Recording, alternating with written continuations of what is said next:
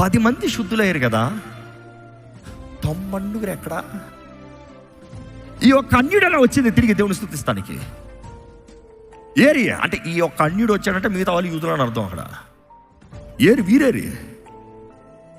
దేవుడు చేసిన కార్యాన్ని బట్టి వివరిస్తామేంటి? ఈ అన్యుడు గంతులు వేసుకుంటూ ఆర్భాటము చేస్తూ దేవుని మహిమపరుస్తూ యేసు చేసిన కార్యాన్ని వివరిస్తూ ఆయన దగ్గరకు వచ్చి పుష్కొనో సాష్టాంగ నమస్కారం చేసి ఆయన ఆరాధిస్తున్నాడు. యూదులేరే, ధర్మశాస్త్రం తెలిసిన వారు, దేవుని భయం గురించి మాట్లాడేవారు, దేవునికి నమ్మకం ఉండాలని చెప్పేవారు, దేవుని ప్రేమను కనబరచాలని చెప్పేవారు, దేవుని ఆజ్ఞలంతా ఎరిగిన వారు. అటెండెన్స్ చేసుకున్న యాజకుడి దగ్గర చూపించుకున్నా నా ధరలో నింపోయా అంతే.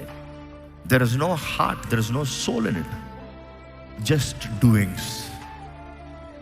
ఈరోజు మిమ్మల్ని అడుగుతున్నానండి, దేవుడి యందు మీకు విశ్వాసం కలిగినట్లయితే, దేవుడు చేసిన కార్యాలు మీరు గ్రహించినట్లయితే, దేవుడు చేసిన కార్యాలకి కృతజ్ఞతాస్తుతులు చెల్లించేటప్పటికే మీకు ధైర్యము, బలము, శక్తి వస్తుంది.